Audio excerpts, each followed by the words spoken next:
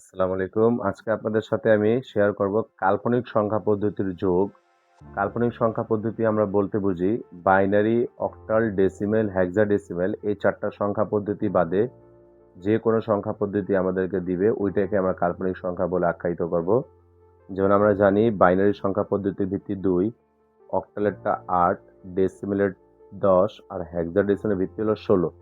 এই 4টা কমন ভিত্তি বাদে আমাদেরকে যদি 3 ভিত্তিক সংখ্যা দেয় বা 5 ভিত্তিক সংখ্যা দেয় বা 7 ভিত্তিক বা 9 ভিত্তিক, এই যে নিয়ম ছাড়া যদি কোনো সংখ্যা তৈরি করে দেয়, কমন ভিত্তি ছাড়া আনকমন ভিত্তি যদি আমরা পাই, তাহলে এই আনকমন ভিত্তিটাকে আমরা উচ্চারণ করব কাল্পনিক সংখ্যা পদ্ধতি। তো আজকে আমরা যে বিষয়গুলি আপনাদের সাথে শেয়ার করব সেটা হলো কাল্পনিক সংখ্যা পদ্ধতিতে কিভাবে যোগফল নির্ণয় করা যায়। ওর আগে আমি বাইনারি সংখ্যা পদ্ধতির যোগ, অক্টাল সংখ্যা পদ্ধতির যোগ, হেক্সাডেসিমাল সংখ্যা পদ্ধতির যোগ আপনাদের সাথে শেয়ার করেছি।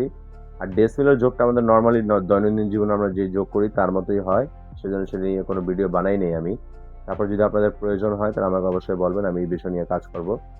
আমার যদি আগের ভিডিওগুলি আপনারা না দেখে থাকেন তাহলে আমার রিকোয়েস্ট থাকবে যে বাইনারি সংখ্যা পদ্ধতির যোগ বা অক্টাল সংখ্যা পদ্ধতির যোগ বা হেক্সাডেসিমাল সংখ্যা পদ্ধতির যোগটা দেখে নেওয়ার জন্য।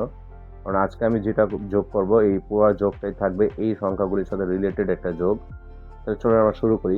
এখন আমরা ধরে নিলাম কাল্পনিক সংখ্যা পদ্ধতি আমাদেরকে একটি দিল 5 ভিত্তিক সংখ্যা পদ্ধতি। আমরা বলেছিলাম যে সংখ্যা পদ্ধতি নিয়ে কাজ করব তার ভিত্তিটা অবশ্যই আমাকে মনে রাখতে হবে, কারণ ভিত্তি নিয়ে এখানে 100 রকমের কাজ। আমি যদি এখন লিখি একটি সংখ্যা 3 2 2 যোগ 3 4, ভিত্তি দিচ্ছে আমাদের 5। আমরা জানি যে ফলাফল যদি ভিত্তির সমান বা ভিত্তির বেশি হয় তাহলে তা লেখা যায় না। ফলাফল যখনই ভিত্তির থেকে কম হবে তখনই আমরা শুধু লিখতে পারবো। তো নর্মাল যদি যোগ করি 4 এ 2 যোগ করলে 6 হয়। এই 6টা অবশ্যই আমাদের ভিত্তির থেকে বেশি হয়ে গেল। তো 6 থেকে যদি আমি 5টাকে বিয়োগ করি তাহলে অ্যান্সার হবে 1, আর বিয়োগ করছি কয়বার? একবার। আমি কিভাবে করলাম? 4 এর সাথে 2 টাকা আগে নর্মালি যোগ করলাম। 4 এ 2 যোগ করলে 6 পেলাম, 6টাকে এখানে লিখলাম, ভিত্তির বেশি ছিল সেজন্য সাইডে রেখে রাখলাম। তার থেকে আমি ভিত্তি 5টাকে কমাই দিলাম। 6 থেকে যদি 5 কমাই দিলাম তাহলে অ্যান্সার হলে 1, আর হাতে থাকবে 1। এই 1টাকে আমি এখানে লিখে দিব, আর হাতের 1টাকে আমি উপরের সংখ্যার সাথে একটা যোগ করব। 2 ছিল, 2 এর সাথে 1 যোগ করলে 3, উপরে 3 নিচেও 3, 3 এ 3 যোগ করলে আবার 6 হবে। তা সেম কন্ডিশন রিপিট করতেছে আমার। 6 থেকে আবার 5 গেলে 1, হাতে থাকবে 1, এই 1টাকে আমি 3 এর সাথে যোগ দিব, 3 এ 1 যোগ করলে 4। হ্যাঁ, এখন এই ফলাফলটা আমার ভিত্তির ছোট, আমি 4টাকে একটা আনসার লেখা দিতে পারবো। আমরা ভিত্তির সমান বা বেশি কোনো কিছু হলে লেখা যাবে না। এখন ধরো আমাদের কাল্পনিক সংখ্যা দিল 7 ভিত্তিক সংখ্যা পদ্ধতি, আর আমাকে সংখ্যা দিল 6 5 3 যোগ 4 4। এইটাকে যদি আমি কাল্পনিক ধরে ক্যালকুলেট করি তা 3 আর 4 যোগ করলে 7 হয়। এই 7টা আমার ভিত্তির সাথে সমান হয়ে গেল। আমরা বললাম সমান বা বেশি কোনো কিছু লেখা যাবে না।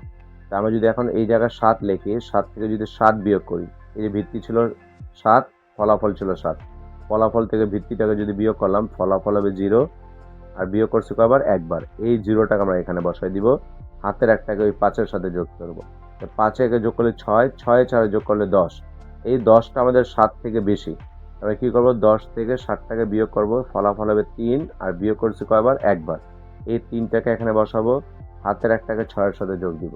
তো 6 এর সাথে 1 যোগ করতে গিয়ে দেখলাম আবার 7 হয়ে গেল। 7 হলো, তার মানে 7টা ভিত্তির সমান।